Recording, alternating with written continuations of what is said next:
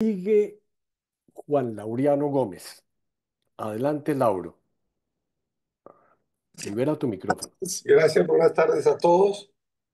Mi primer viaje al exterior fue recién salido del juniorado en 1968. Uno de mis hermanos mayores vivía entonces en New York y 4 años atrás, cuando él se retiraba de la compañía, me dijo poco antes de subir el avión: si algún día quieres viajar a los Estados Unidos, allá te espero.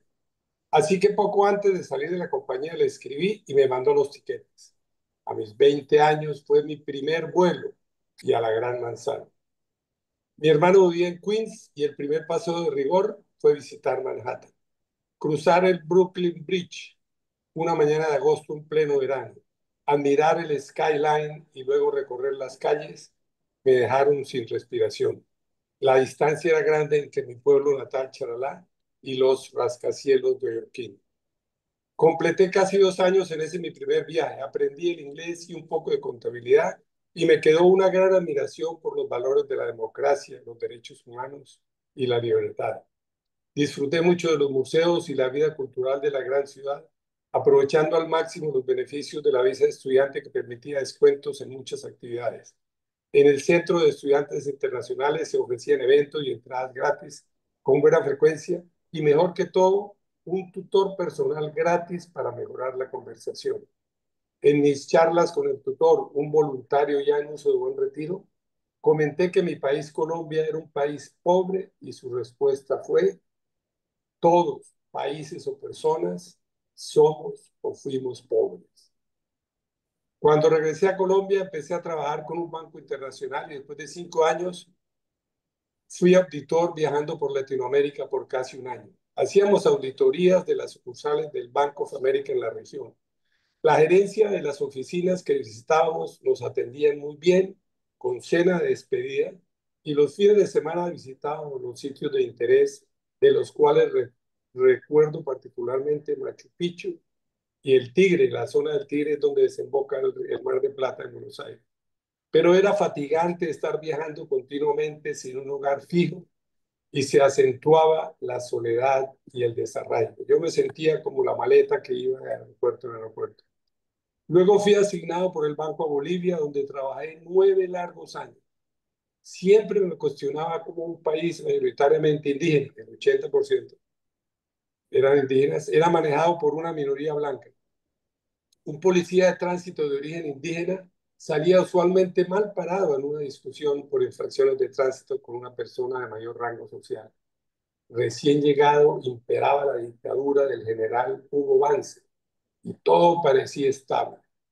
Pero antes de 2 años los problemas sociales desembocaron en inestabilidad política y numerosos golpes de Estado.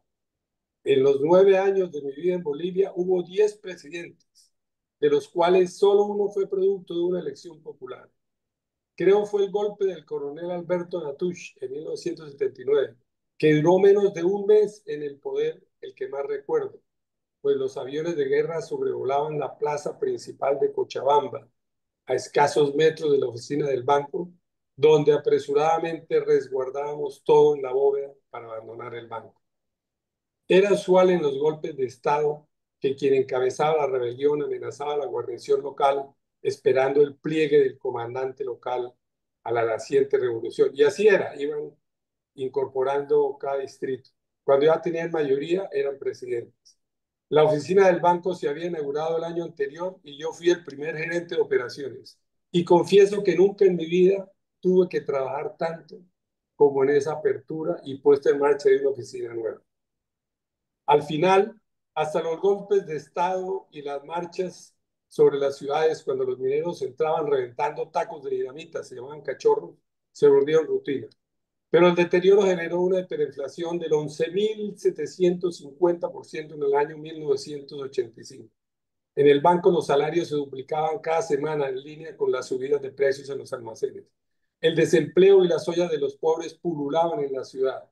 Una cena con vino nacional en el mejor hotel de la ciudad valía algo menos de $2. Desde La Paz viví la toma del Palacio de Justicia en Bogotá y la tragedia de Armero, 6 y 13 de noviembre de 1985 respectivamente. Un mensajero del Banco de Marcado Origen Indígena me decía: es castigo de Dios. Se refería a las malas noticias de Colombia por la guerrilla y el narcotráfico. Con la colonia colombiana organizamos en La Paz el banquete de Millón por Almero. Asistieron el recién elegido presidente de la República, sus ministros y comandantes.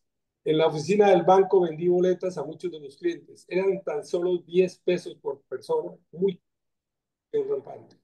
En la colonia me escogieron para ser el presentador del banquete. Hubo subasta de arte y se recolectaron varios miles de dólares que entregamos al Minuto de Dios en Bogotá.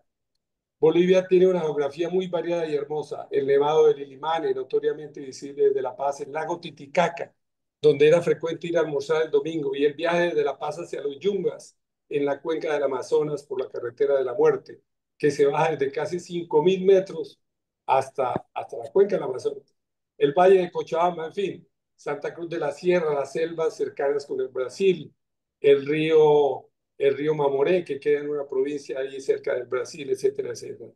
Allí en el cerca del Amazonas están los ñandús, que son parecidos a los avestruces. El 1 de abril del 86, 10 años exactos después de salir a viajar por Latinoamérica, regresé a Colombia hasta el año 2001, que fui a trabajar por casi 8 años en Miami. En el interino tuve numerosos viajes a Estados Unidos, sobre todo a San Francisco, donde operaba la casa matriz del banco y un centro de entrenamiento internacional, donde tuve la suerte de tomar 2 cursos de 3 meses cada uno, antes que el advenimiento del Internet convirtiera el entrenamiento en modo virtual. El trabajo en Miami entre 2001 y 2008 me permitió promover a mis hijos con una educación bilingüe, amén que mi esposa Rosmary estudió 2 años de nutrición a nivel técnico para todos, estudios de mucha utilidad. Rosmary también inició sus clases de cocina entre los vecinos de Key Biscayne, donde tuvimos la suerte de vivir y donde vivimos experiencias muy positivas. Digo que en ninguna otra parte viví tan sabroso como allá, en lo laboral, las relaciones humanas y el ambiente en general. En lo negativo, a poco tiempo vivimos la experiencia de Septiembre 11 y su impacto en la polarización de la sociedad, que aún hoy persiste, incluyendo las subsecuentes guerras de nunca acabar.